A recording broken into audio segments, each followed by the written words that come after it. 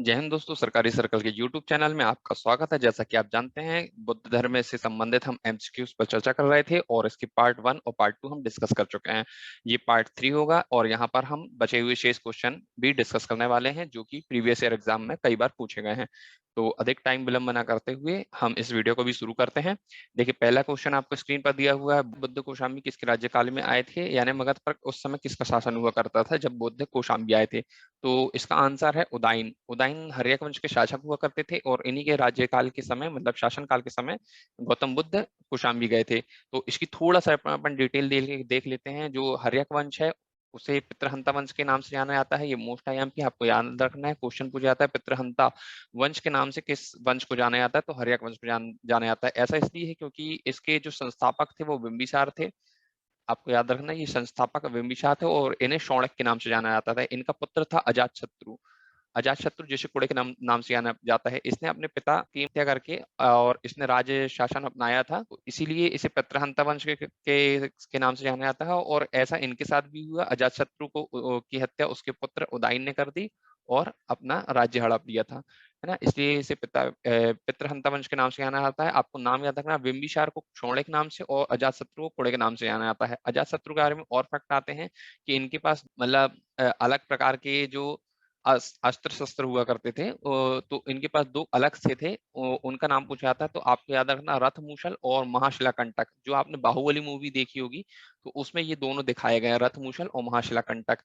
ठीक है, तो ये वो होते हैं। उदयन के बारे में देख लेते हैं। पाटलिपुत्र नगर की स्थापना उदयन ने की थी। ये भी मोस्ट आईएमपी क्वेश्चन है, कई बार एग्जाम में पूछा गया है। और लेकिन जब इन्होंने पाटलिपुत्र नगर की स्थापना की थी तो इसे कुसुमपुर नाम से बसाया था। ठीक है, आगे देख लेते हैं। बुद्ध ने अपना अंतिम उपदेश निम्नलिखित में से किस शिष्य को दिया था? यानी जब गौतम बुद्ध की को निर्माण की प्राप्ति हुई थी उससे पहले उन्होंने अपना अंतिम उपदेश किसे दिया था? तो ये उपदेश इन्होंने दिया था अपने शिष्य आनंद को दिया था। ठीक है, आगे नेक्स्ट देख लेते हैं। बौद्ध दर्शन में कल्याण मित्र क्या होता है? तो कल्याण मित्र से इनका मतलब है अष्टांगिक मार्ग से है। तो जो गौतम बुद्ध हैं उन्होंने जो है अष्टांगिक मार्ग को कल्याण मित्र कहा है। अष्टांगिक मार्ग क्या होते हैं? भगवान बुद्ध की प्रमुख शिक्षाओं में से एक है, जो उनने शिक्षा दी उनमें से एक है और जो दुखों की मुक्ति पाने के का रास्ता है। ठीक है, और ज्ञान के साधन के रूप में बताया गया है। और इन्हें ही मतलब मध्य मार्ग भी कहते हैं, अष्टांगिक मार्ग को।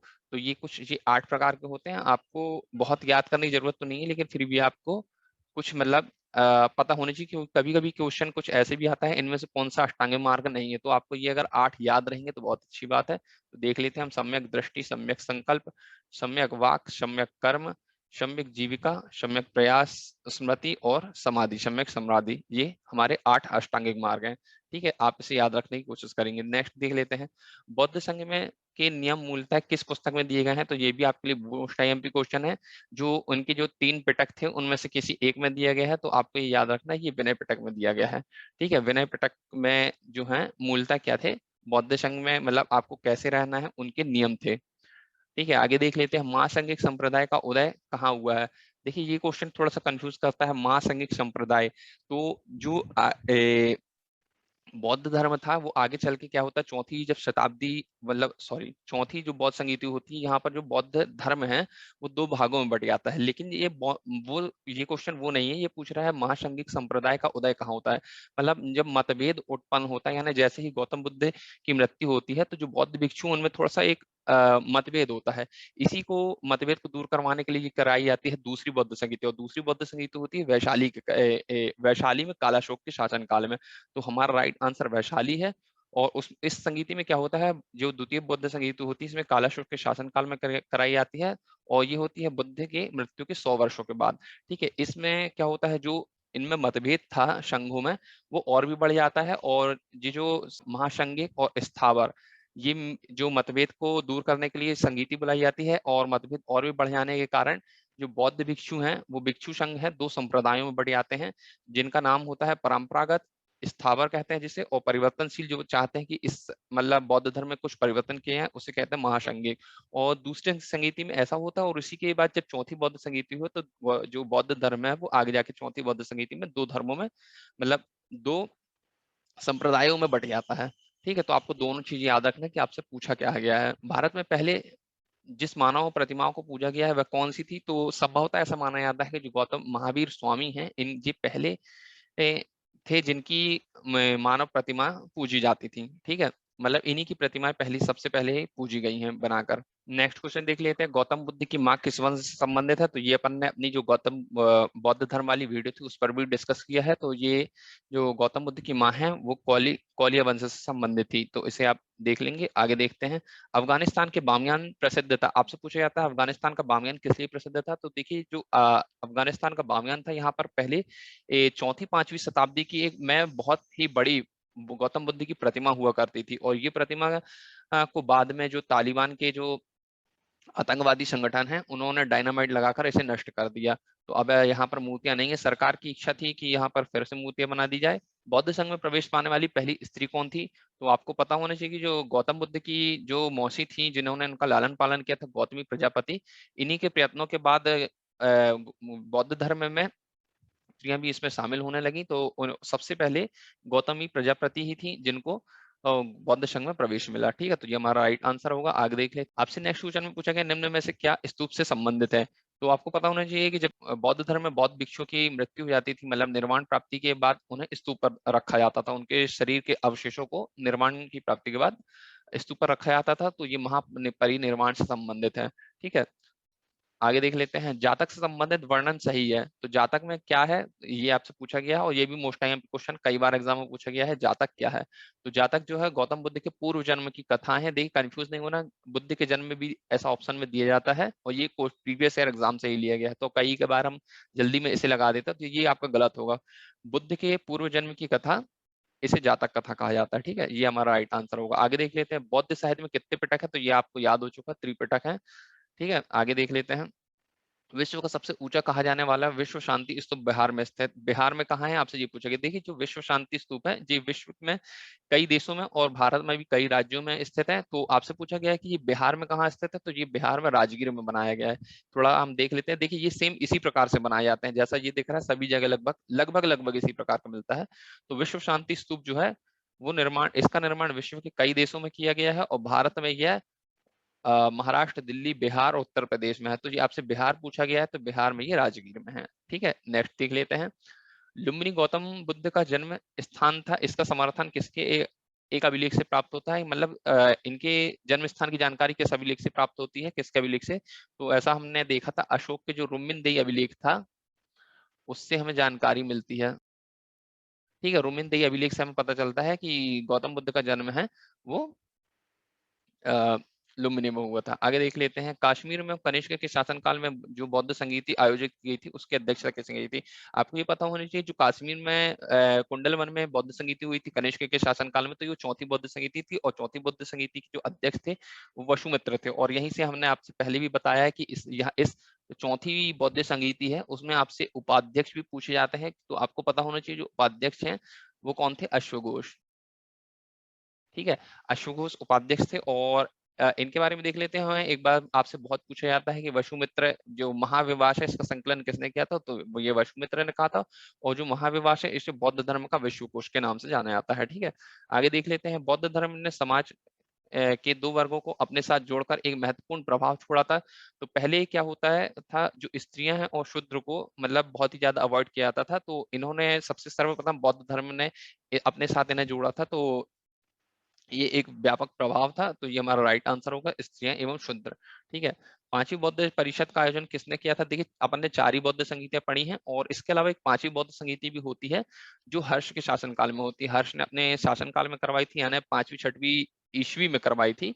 और इस समय इसके जो अध्यक्ष हुआ करते थे वो वेंगचांग थे। वेंगचांग को यात्रियों का राजकुमार कहा जाता है, ये आपको याद रखना। और जो हर्षकाल जो संगीति हुई थी पांचवी, ये कन्नौज में हुई थी, याद रखना। ठीक है, कन्नौज इनका की राजधानी हुआ करता था तब। बुद्ध का अर्थ क्या होता है? बुद्ध का अर्थ ही होता है, देखिए ज्ञान प्राप्ति, मतलब ज्ञान की प्राप्ति करना बुद्ध का अर्थ होता है। तो ये हमारा राइट आंसर होगा। आगे देख लेते हैं, बौद्ध धर्म में बुल का संबंध बुद्ध के जीवन की किस घटना से है? तो आपसे ये सवाल भी पूछा जाता है। तो देखिए जब उनका जन्म होता है तो उसको जन्म को दर्शाने के लिए जिस चिन्ह का उपयोग किया जाता था वो बुल था। तो बुल का संबंध गौतम बुद्ध के जन्म से है। ठीक है, आगे देख लेते हैं, गौतम बुद्ध के समय का प्रसिद्ध वैद्य जीवक किसके राज दरबार में संबंधित था? तो ये जो इस समय जब मगध पर हर्यक वंश का शासन चल रहा था, तो उसके जो संस्थापक थे बिंबिसार, बिंबिसार के राज दरबारी हुआ करते थे जीवक। और ये बहुत ही ज्यादा ज्ञाता हुआ करते थे। तो इन्होंने ही जब गौतम बुद्ध की तबीयत खराब होती है, मतलब उनको एक बार उदर रोग से पीड़ित होते हैं, तो उनका भी इलाज किया हो, और उज्जैन के जो राजा चंडप्रघोत थे, उनकी सेवा में भी इनको भेजा गया था। तो ये दोनों क्वेश्चन आपसे बहुत पूछे जाते हैं कि चंडप्रघोत को पीलिया रोग से पीड़ित होने पर उनका भी इलाज जीवक ने किया था, और जब गौतम बुद्ध को उदर रोग से पीड़ित थे, तो उनकी भी सेवा में बिंबिसार जी ने जीवक को इनके दरबार पर भेजा था। आगे देख लेते हैं, निम्नलिखित में से कौन माध्यमिक दर्शन का प्रतिपादक था? माध्यमिक दर्शन आपसे पूछा जाता है, जिसे शून्यवाद के नाम से भी जाना जाता है, तो ये नागार्जुन थे। इन्होंने माध्यमिक दर्शन के प्रतिपादक थे। तो ये आपको राइट आंसर है, आपको याद रखना, ये भी मोस्ट आईएमपी क्वेश्चन है। निम्न विद्वानों में से किसने तिब्बत की में बौद्ध धर्म के वज्रयान संप्रदाय की स्थापना की? तो ये भी आपको याद रखना, वन लाइनर है, ये आपको पद्म संभव नाम याद रखना है। ये भी कई बार पूछा गया है कि तिब्बत में बौद्ध धर्म की के वज्रयान संप्रदाय की स्थापना किसने की? तो पद्म संभव आपको याद रखना है, ठीक है। अब आपको ये तो पता होना चाहिए कि जो इसका सही क्रम क्या है, कि निम्न सॉरी नीचे दिए गए कूट का प्रयोग करके उन्हें सही क्रम में व्यवस्थित करना है। तो आपको ये बताना है इनके जो दुख के कारण जो उन्होंने दिए थे, कि जैसे अष्टांगिक मार्ग से पहले, तो ये क्या था, मतलब इसका सही क्रम क्या है? देखिए, सबसे पहले आता है दुख, ठीक है। दुख के बाद आता है कि दुख का कारण क्या है, ठीक है। और उसके बाद यानी ये हो जाएगा फर्स्ट, ये हो जाएगा सेकंड, और जब दुख के कारण के बाद उसका हमें मार्ग पता होना चाहिए, मार्ग क्या है, और मार्ग वो सॉरी दुख का निरोध पता होना चाहिए, और निरोध का मार्ग पता होना चाहिए, यानी ये चौथा, यानी 1 2 3 4, यानी A D B C का BC का है, बी में है, बी हमारा राइट आंसर होगा। आगे देख लेते हैं, बौद्ध धर्म में सर्वोच्च लक्ष्य क्या है? तो निर्वाण की प्राप्ति को बौद्ध धर्म में सर्वोच्च लक्ष्य प्राप्त बताया गया है, ठीक है। महात्मा बुद्ध का महापरिनिर्वाण किसके गणतंत्र में हुआ था? तो आपको पता होगा कि मल्लों के जो गणराज्य में उनको दूषित भोजन खाने से इनको महापरिवार निर्माण की प्राप्ति हुई थी। तो ये हमारा मल्लो हमारा राइट आंसर होगा। और मल्ल गणराज्य आपको याद इसलिए रखना है क्योंकि मोस्ट आईएमपी क्वेश्चन है और ये कई बार पूछा गया है, ठीक है। प्रथम शताब्दी ईस्वी में किस भारतीय बौद्ध भिक्षु को चीन भेजा गया था? तो प्रथम शताब्दी में अश्वघोष को चीन भेजा गया था। ये ए हमारा इसलिए राइट आंसर होगा। चित्रकला की गंधार शैली का सूत्रपात किसके द्वारा किया गया? तो ये महायान संप्रदाय है, इसके द्वारा किया गया था। जब महायान संप्रदाय आया तो इन्हीं ने मूर्ति निर्माण भी शुरू किया था, और गंधार शैली भी इन्हीं के समय शुरू हुई थी, ठीक है। बुद्ध ने किसकी इच्छा को ध्यान में रखकर स्त्रियों को संघ में प्रवेश किया? तो ये जो इनकी मौसी थी महाप्रजापति गौतमी, उनकी इच्छा थी कि बौद्ध संघ में स्त्रियां भी आए, तो सबसे पहले इन्हीं को शामिल किया गया था, और इसके बाद महिलाओं को भी बौद्ध धर्म में शामिल किया जाने लगा। वज्रयान बौद्ध धर्म में बोधिसत्व की पत्नी को किस नाम से जानता है? तो ये भी वन लाइनर है, आपको याद रखना, तारा नाम से जानते हैं, ठीक है। गौतम बुद्ध ने एक देवता का स्थान किस राज्य के युग में प्राप्त हुआ? मतलब पहले ये महापुरुष के नाम से महापुरुष हुआ करते थे, उसके बाद एक देवता का इन्हें स्थान दिया जाने लगा, तो ये कनिष्क के मतलब शासन के बाद ऐसा हुआ, ठीक है। बौद्ध गया में वह महाबौद्धि मंदिर बनाया गया है, जहाँ पहले क्या था आपको ये बताना है। तो यहाँ पर जब इनको ज्ञान की प्राप्ति हुई थी बौद्ध गया में, तो ये हमारा राइट आंसर होगा। जब जहाँ पर ज्ञान की प्राप्ति हुई थी पीपल वृक्ष के नीचे, तो यहीं पर बाद में बौद्ध गया में महाबोधि मंदिर का निर्माण करवाया गया, तो ये हमारा राइट आंसर होगा। मिलिंद पन्हु राजा मिलिंद तथा एक बौद्ध भिक्षु के मध्य संवाद रूप में है, तो वह बौद्ध भिक्षु कौन थे आपसे पूछा गया, तो ये भी वन लाइनर है आप, और इसके बारे में अपन पहले भी डिस्कस कर सकते हैं कि मिलिंद पन्हु नागसेन और राजा मिलिंद के बीच वार्तालाप का संग्रह है, ठीक है। और इन्हीं के मिलिंद राजा जो मिलिंद हैं उनके प्रश्न और नागसेन जी के उत्तर हैं, इन्हीं को इस पर बताया गया है इस पुस्तक में, ठीक है।